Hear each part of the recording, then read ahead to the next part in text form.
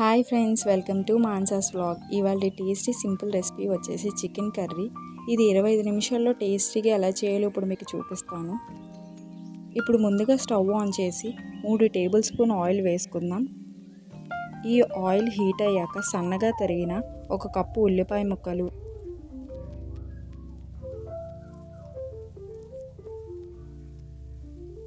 5 పచ్చిమిర్చి వేసి ఫ్రై చేసుకుందాం.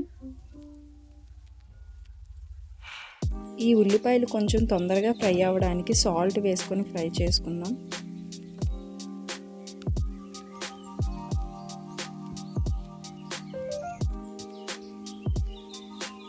ఒక దాల్చిన చెక్క, స్టార్ ఆవిస్ కూడా వేసుకుందాం. అలాగే 1 టేబుల్ స్పూన్ అల్లం వెల్లుల్లి పేస్ట్ వేసుకొని మిక్స్ చేయాలి.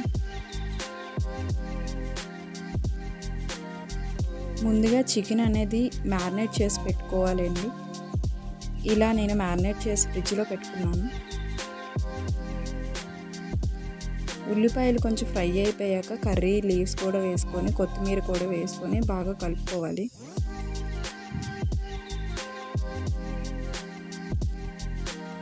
ఇప్పుడు మ్యారినేట్ చేసిన చికెన్ కూడా వేసి ఫ్రై చేయాలి.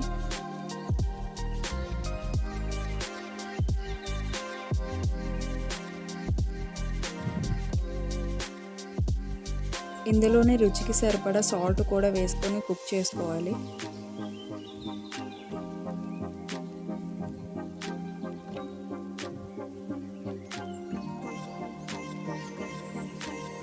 ఇంకా 1/2 టీ స్పూన్ పసుపు పొడి, ధనియాల పొడి వేసుకొని బాగా మిక్స్ చేయాలి.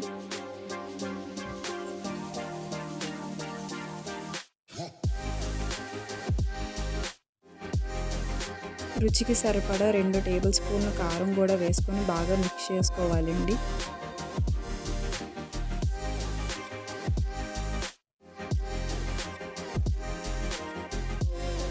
ఇలా 3 నిమిషాల పాటు కుక్ చేసుకున్నాక 1 టమాటా కూడా తీసుకొని దాన్ని గుజ్జు చేసుకొని వేసుకోవాలండి.